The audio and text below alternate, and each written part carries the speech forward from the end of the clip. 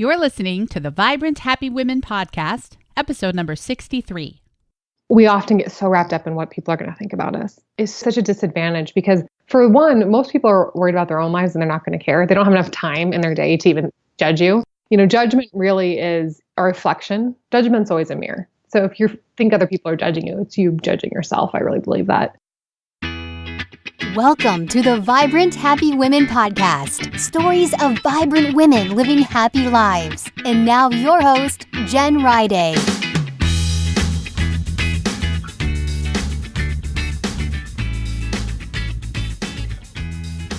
Welcome back to the Vibrant Happy Women podcast. I'm Jen Riday, women's happiness expert and mom of 6.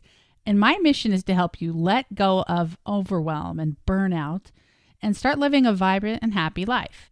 I provide support through my online programs, Time Mastery for Women and the Vibrant Happy Women Academy. You can learn more at jenriday.com. On our last episode, I chatted with Crystal Payne all about taking the time to rest, to pour into yourself so you have something to pour into others. And I love that analogy, and I love all the wisdom Crystal shared. Today, I'll be talking with Elizabeth Riday about a number of things, but one of the things that stood out to me the most was the fact that we need to allow things to come into our lives rather than pushing to make them happen, allowing things to happen with ease and flow. Also, she talked about that we are not our beliefs, that we can analyze our beliefs and recognize where they came from, and then decide to keep those beliefs that actually serve us. So Elizabeth shared so many great things, and you're going to love this episode. So let's go ahead and dive in. I'm talking with Elizabeth Riday today, and she's a leading nutrition and whole living expert, teaching women around the world how to become the healthiest, most successful people they know. In a world flooded with diet information, Elizabeth's healthy recipes and straightforward nutrition advice draw millions of inspired readers to her popular blog. Thousands have success using her online programs, which include Clean Up Your Diet, Purpose to Profit, and the Wellness Business Bootcamp. As host of Elizabeth Eats on Food Matters TV, Elizabeth is delightfully changing the way the world views healthy home cooking. She speaks on stages around the world and mentors scores of ambitious people each year to seek and live life on their own terms. As a certified holistic health coach from Integrative Nutrition and an accomplished online entrepreneur, cultivating a lifestyle of freedom and health is Elizabeth's religion. She's a graduate of Cornell University's plant-based nutrition program, a TEDx speaker, and a regular contributor to the Huffington Post. Her recipes have been featured on Shape.com, MSN, MindBodyGreen, Buzzfeed, Greatist, and POPSUGAR, among others. Wow, Elizabeth, what a bio. I'm so glad you're here. Welcome to the show. Oh, thank you. Thank you so much for having me. This is so fun.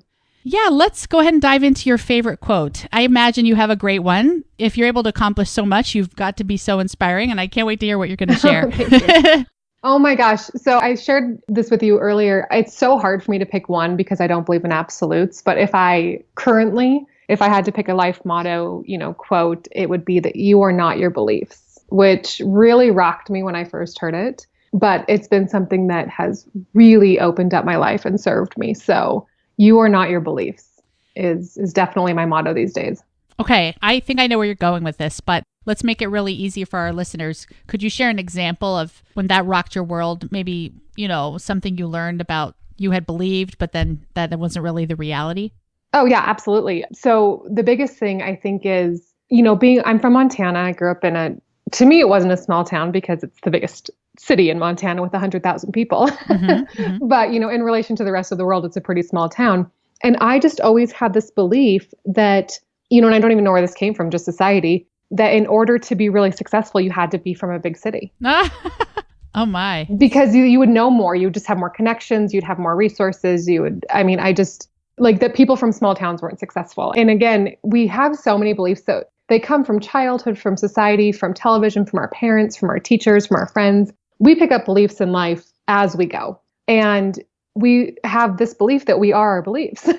That's so funny. Yeah, we really have to reevaluate that and just trying to understand where I've picked up my belief systems. And, some are really great. For anyone listening to this and for you, I don't know if you've seen it, the oatmeal, which is one of my favorite websites. The gentleman who writes the oatmeal, there's a reason he has 4 million some fans on Facebook. He's so funny and so accurate and so relevant. And he just wrote he hasn't done a comic for a long time. And he just wrote a new comic on the backfire effect, which has to do with confirmation bias. And, when we believe something, we will subconsciously seek out facts to affirm our belief.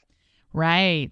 And, that messes with us so much and messes with our success and our belief in ourselves and so many different things. So, for a long time, I think even for me, I wasn't willing to believe that we are not our beliefs, that I am not my beliefs. And when I made that turning point, it was like, wow. And a big thing too is that it just gives you an overwhelming sense of calm. Because when we think that we are our beliefs, that's where so much anxiety and, discomfort and our distress in our brains come from. Right. And look at you. Once you overcame that problem, believing that you can't be successful from a small town, here you are in a small town, massively successful, and you're not from New York City.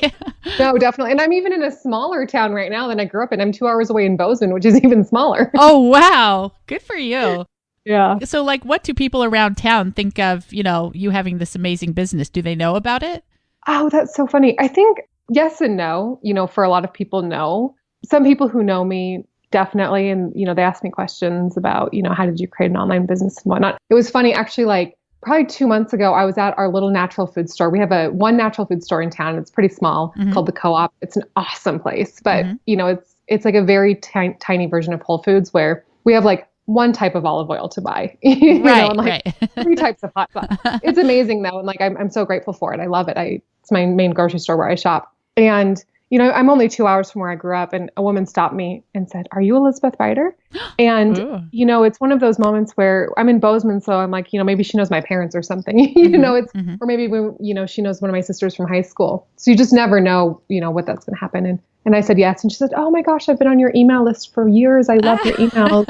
I was like, "Oh, that's so nice." So it's so fun when that kind of stuff happens. But I think probably in general, people either don't know or don't care who I am, which I'm happy with. I like that. I don't. Yeah, that's probably nice. You wouldn't want to have celebrity status and then have to wear sunglasses. Yeah, definitely. Well, take us back to your low point and share what you learned from that. And then maybe we could take some of that and share some advice with others who might be struggling with something similar. Yeah, definitely. I think, for me, a low point was I had left my corporate job knowing that I knew I wanted to be in business for myself. And I really was not. It took me almost probably between 2 and 3 years to make any money. And during those couple of years, I was working a lot. I had so many ideas.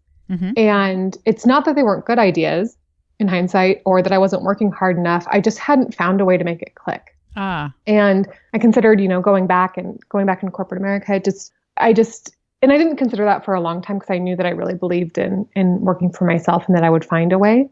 But there is that long period of time. For some people, it's shorter and for some people, it's longer. But where you just don't know how you're going to make it work and you kind of start to believe that it will not work. And that's where that motto I shared at the beginning, you are not your beliefs, because you kind of start to believe it's not going to work. So, just being really on top of beliefs is really important. Even, people talk a lot about being on top of your mindset. And it's all about the mindset. I think it's a step before that. It's more about the beliefs. But yeah, I definitely really struggled with, how it was going to click and how it was going to work, not making any money. Well, so a lot of people, I think everyone hits that point. I think, though, that it's the people who go on that end up being successful, but so many people quit at that point. So let's take us back to that point where you're not making any money and you've tried everything and you're working hard and you're thinking, oh my gosh, I might have to go back to corporate. How did you change your beliefs or shift your mindset, or what happened to pull you out of there? So something that I feel fortunate for is that my family's always really focused on education. And I knew that I needed education and that education was going to cost a little bit of money. Okay. So I knew I didn't need to go back and get a degree. That wasn't, and I think, women, just like a little parenthetical note here, women really suffer from credentialitis, where we think that I need 5 PhDs in that in order to be able to talk about it. So I had the feeling, and I'm grateful. I knew I didn't need to go back to school. My undergrad's in mathematics and Spanish, and I had a business minor. And I had full of education, but I needed education on online business. And for me, it was 5 years ago, I found Marie Forleo's B School and just, knew I need somebody to teach me how to do it. And it was while it was in week 3 or something. It's an 8-week program. It just clicked for me. my business, the foundation of my business was and still is my direct sales business with USANA Health Sciences. I wasn't making any money, but I really believed in it. I just didn't know how I was going to make money. And, my generation just didn't do the in-home party thing. So I was like, how am I going to do this? And I was in week 3 of B school, and it just clicked for me that I could run an online health program and integrate the products into it.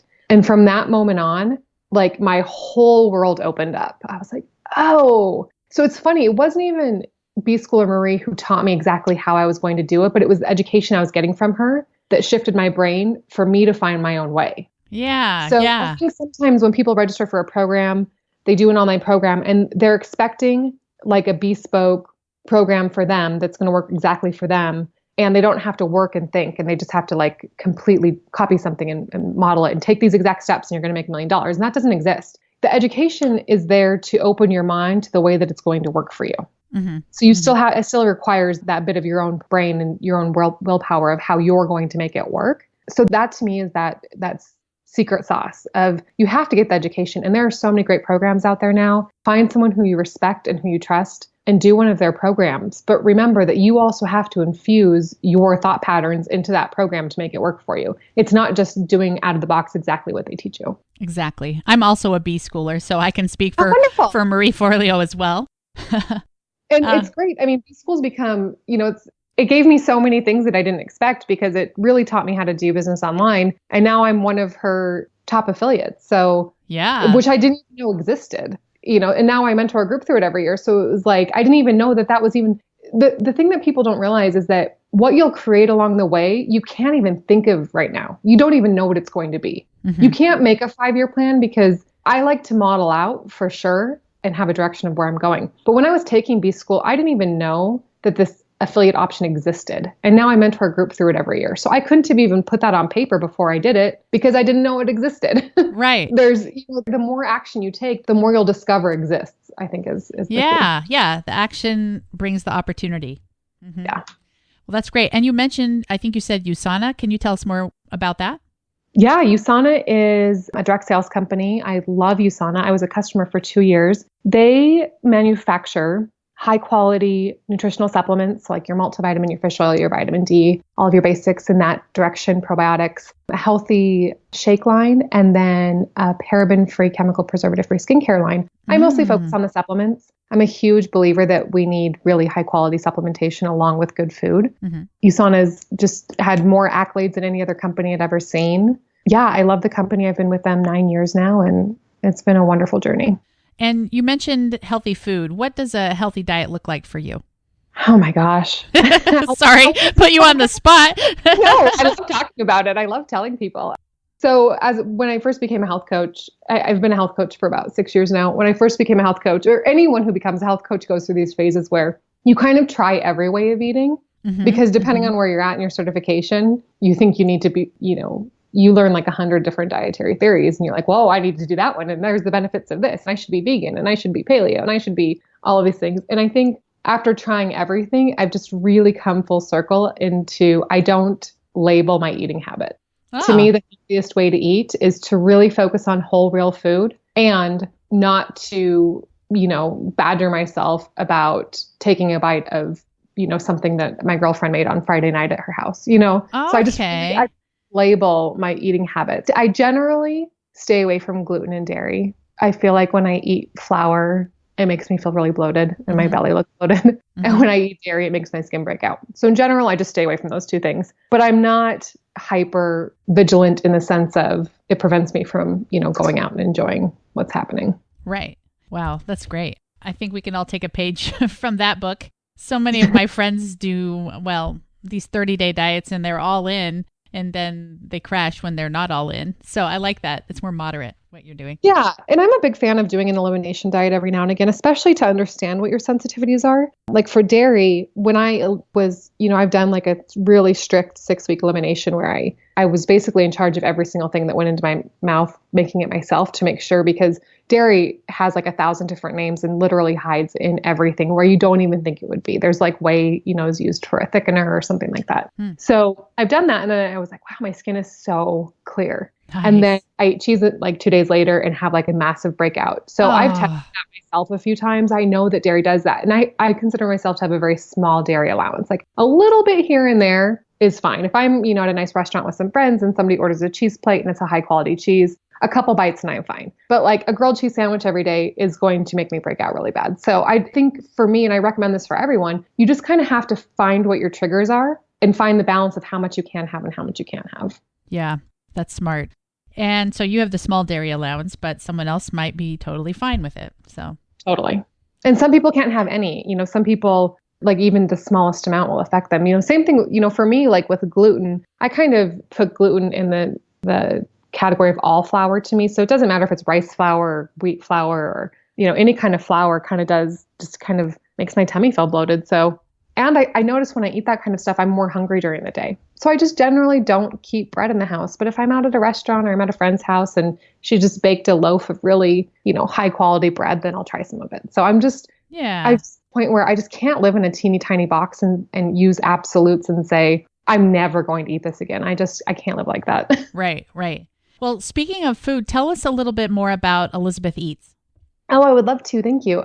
So I never, ever thought I would have a TV show. And actually, when I was first approached about it, I was like, no, I hate being on video. Why would I say that? I feel, to me, being on video it's so torturous to watch yourself on video. And I'm sure not everybody feels that way, but for me, it's just torturous. But I love teaching. So that was enough. I love teaching and I love sharing with people how to make healthy food. I think the biggest thing is I just really love to eat. I love food. I love to eat. I love good food. And I also love to be healthy. So my kind of life's mission in my own personal life is to bridge that gap between really loving my food and making sure that it's serving me and not harming me. And I also love teaching. So that was just like a really natural fit. It's on FMTV for anyone who wants to watch it. FMTV is kind of like Netflix, where it's streaming video on demand. There's a 10-day free trial. So you can actually watch. There's series 1 and series 2 are both available. You can watch them all with your 10-day free trial. If you like it, you can continue on. It's like $9 a month. You can cancel or pause whenever you want, just like Netflix. It's really easy to use. That's so great. Do you have a clip of one of those on your website as well? I think I saw there. Yeah, I do. Okay, yeah. So go to elizabethrider.com and you can check it out. Yeah. Well, what's something you're currently struggling with? I mean, you have all this success, but bring us back to reality. Elizabeth Rider has some struggles, right? What are the what would something be? Well, not eating so much cheese is one of them. I have my struggles with food, just like anybody else does. There's always that balance of, do I want immediate satisfaction from my food, or do I want to make sure that over the long term, this is serving me? And it's a little bit of both, because I think you can get immediate satisfaction from healthy food if you know how to prepare it and you're kind of ahead of the game. But there's always that, like, can I just order a pizza, or, that I'm just going to, pick up a burrito on the way home or something to that effect. And cheese too. Gosh, I love cheese so much. It just is so bad. It does not serve me. So I just really struggle with staying away from it. It's so hard. Yes, from a food. I think business-wise, when you start to be opened up to all of these different possibilities, kind of going back to what I said before, you're going to be opened up to so many possibilities that you didn't even know were options. You're like, wow, people do that. That's a way to do business. I didn't even know that was there. And I think just not saying yes to every single opportunity that comes along, being spread too thin and saying yes to too much, because that takes away all of your free time. And I struggle with not playing enough. And I live in like God's playground. Bozeman, Montana is Mecca of mountains and trails and rivers. And, there's never not something to do here. And I'm a big believer of being outside and being in nature. And, that I know, especially in cities, sometimes I have some friends who have kids. And I don't know if you've ever done this. There's these jump places where people go and like houses kind of. Yeah. It's $10 an hour per person. So my friend who has 3 kids takes her kids there. So it's $40 an hour. They go for 2 hours. It's $80. Yeah. For 2 hours of play. I'm like, what? That's wild. And so those places are fine. And I'm sure the people who own them are great. But, just like I have access to, like I said, outdoor Mecca here. So just really making sure that I'm outside and that I'm connecting with, the people in my life, my personal relationships, and not just working, because that definitely, it can just overtake your life. Yeah, that's true. And work-life balance is a huge topic for my listeners. So how do you divide those two things? How do you keep it balanced? Do you have a certain scheduling system, a certain routine? Yeah, I think, one of the reasons people go into business for themselves is to have freedom. Mm-hmm. And then once you get that freedom, you realize that you really need to be on a schedule. So it's a little bit of both. I really try to keep normal business hours, Monday through Friday, 8 to 4, maybe 8 to 5. And I try on Fridays to be done at like 3. But one of the things about running your own business is that you start to realize when you need support, or like you're working with your email service provider. I just changed to ConvertKit. Or you're working like with my USANA team. I've got distributors all over the world, but most of them are in the US. When you're emailing back and forth, or you have questions, or you're working on something, everybody else is keeping normal business hours too, for the most part. So if you're working on Saturday and you need an answer to something, you're going to have to wait till Monday for the most part. So I found for myself that just really keeping standard business hours is actually quite freeing, because then I keep my evenings free, and then I have my weekends free. And look, I work for myself. So if I want to take Wednesday off, I just take Wednesday off. So it's not a problem. But actually, there's a lot of freedom in having a schedule. That's great. And you're never tempted to just keep going since you do you work from home, or do you work out of the home? I do work from home. I have an office. Oh, okay. I'm totally tempted. Yeah. And there's definitely nights where it's like 9 o'clock and, it's creeping up on 10 o'clock and I'm still on my computer and I've been sitting all day. And I've been working for myself for so long that I know how bad that makes me feel. I'm pretty good about staying out of that habit. The first few years that I worked from home for myself were just me sitting on my couch, like legs crossed, hunched over. Oh, like in the worst. And then all of a sudden you're just like a couple years later, your body is so contorted and it hurts. You're like, why are my shoulders constantly, like I was having like a shooting pain going down my right arm for so long from sitting that way. So just, I think you kind of hit your low point of, okay, I sat like that for 2 years on my couch and didn't do anything else. Now I actually have a desk in my office that's like set up with a real office chair and I've got my computer on it, like an actual office setup. And so I'm really good about not working in my living room or my kitchen. I come in here to work. Oh, yeah. That's smart. That's smart.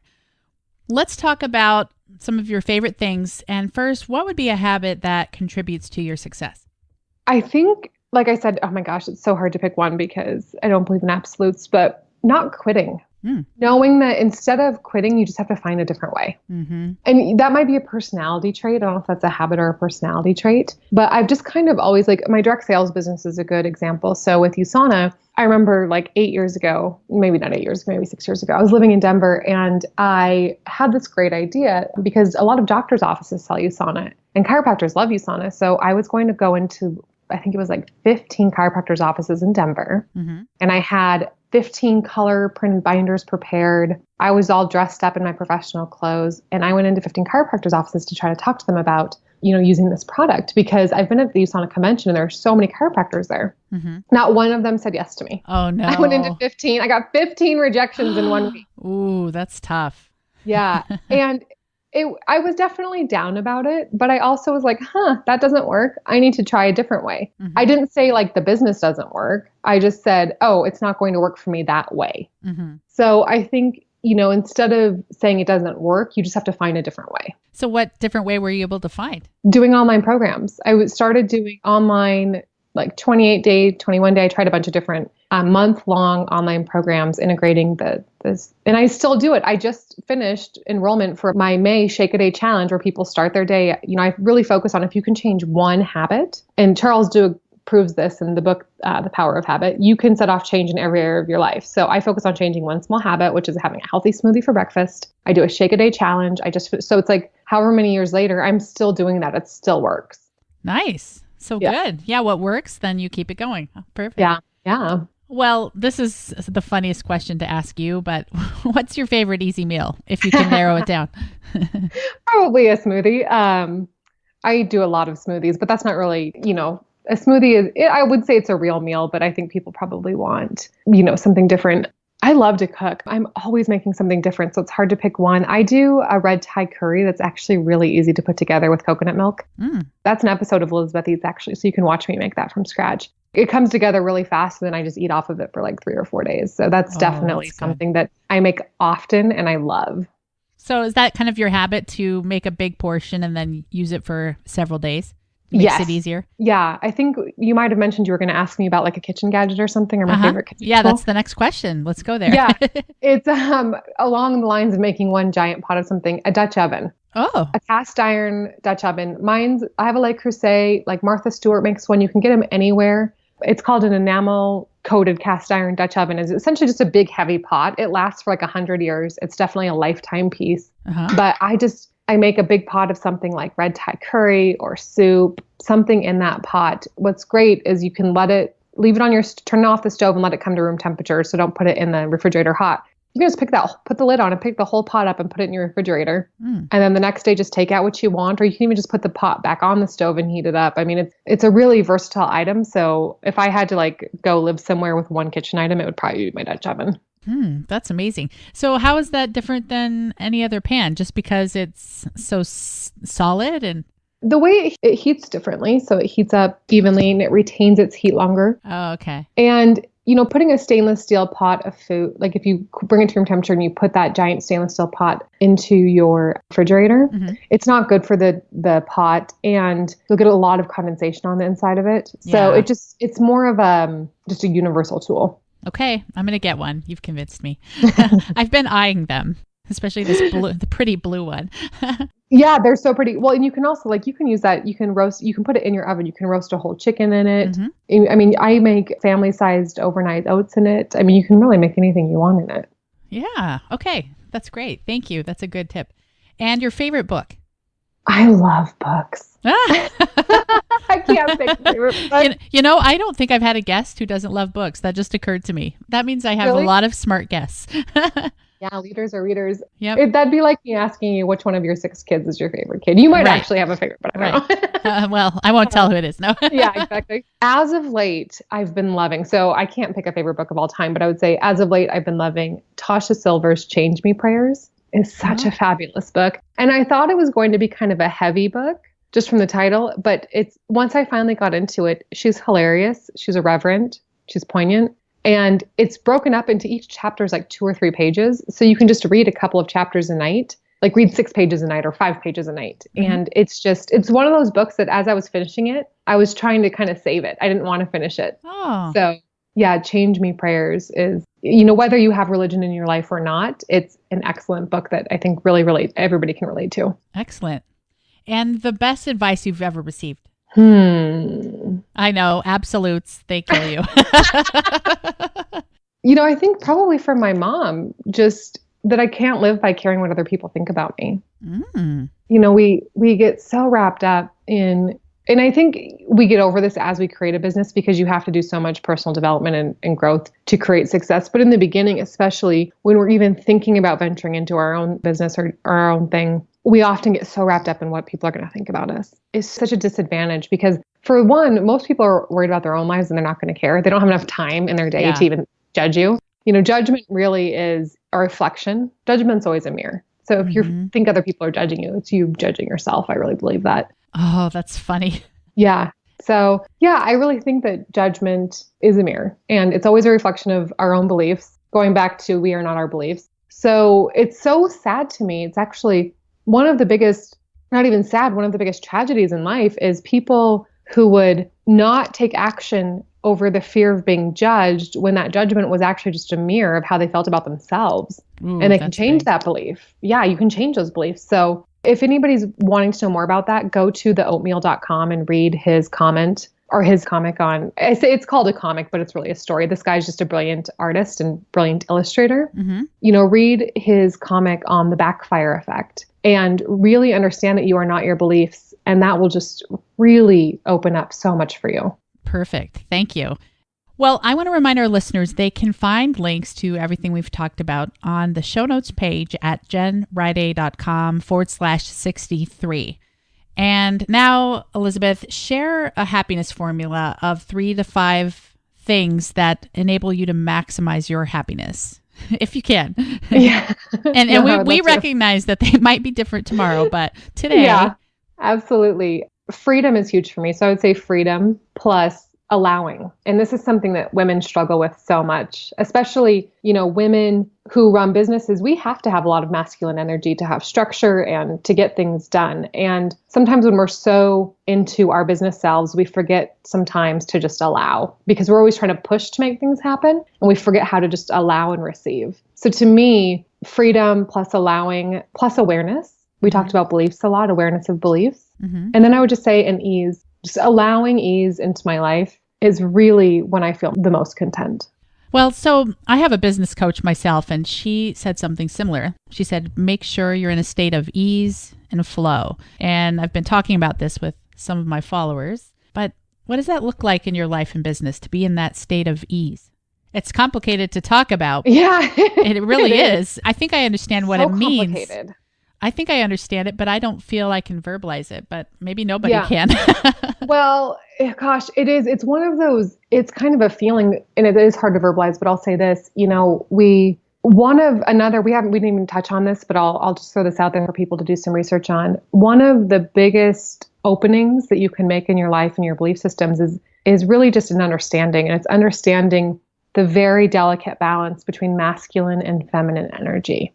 And I don't just mean between men and women. All beings have masculine and feminine energy. And like I mentioned, as females who own businesses or, and actually, so words like that are masculine are things like structure and linear and fix and make happen and quantitative analysis. So words that are feminine are things like cyclical, cycles, flow, qualitative analysis, wisdom. So those are feminine qualities. And, in order to own a business and in order to even be a mom, think about the structure and schedule that you need to be a mom. I mean, my goodness. Yeah. So very masculine. Funny enough. Oddly enough, women need a lot of masculine energy to be moms, and women who own businesses need a lot of masculine energy. And this has nothing to do with the patriarchy. It's just that we need that type of energy in order to make stuff happen. Right. And we can get overtaken by our masculine energy. Our masculine energy is not bad. We need it. It's a good thing. We need it. Women need a balance of masculine and feminine energy, and men need a healthy balance of feminine and masculine energy. So for women, it's just where I find that ease and flow is just having a daily check-in of remembering that true divine feminine energy. For me, like another example of a really feminine energy is water, because it's very flowy. So if you think about just taking a bath every day with some silence and being in water is a very feminine thing to do.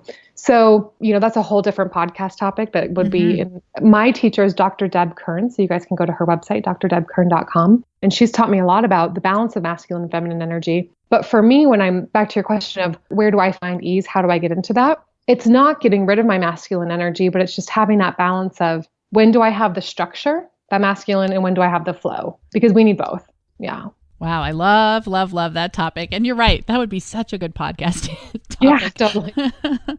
Moving on, let's talk about a challenge you would like to leave for our listeners, and then tell us where we can find you. And I know you mentioned you have a cool freebie to share.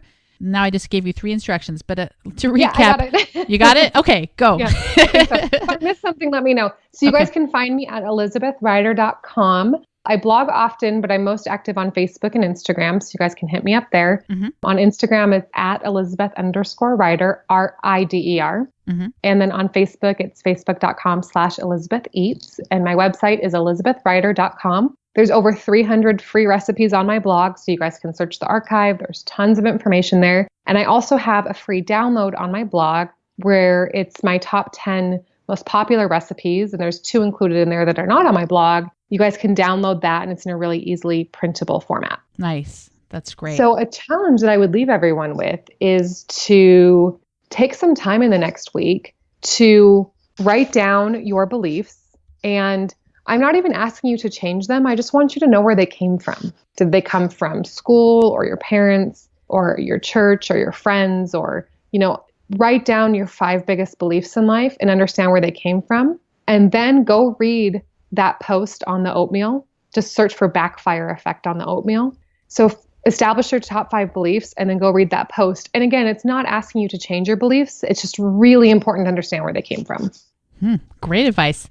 I'm totally going to do that. And we'll have links to everything, including the backfire effect and everything else on jenriday.com/63. Elizabeth, this has been a ton of fun for me. I hope it was for you. And thanks so much for being on the show. Oh, thank you so much for having me. Yeah, it was so much fun. I love talking to people and I love sharing. So thank you for introducing me to your listeners. Yeah, thanks for being here. Take care. Thank you so much for joining us, and be sure to head over to the show notes page at jenriday.com/63. I'm so grateful you joined us, and I'll be back next week talking with Kirsten Tyrell, and she is the host of the Marvelous Moms Club podcast. She has 3 little kids, and it was fun talking with her. You're going to like that one. I will see you next time, and until then, take care.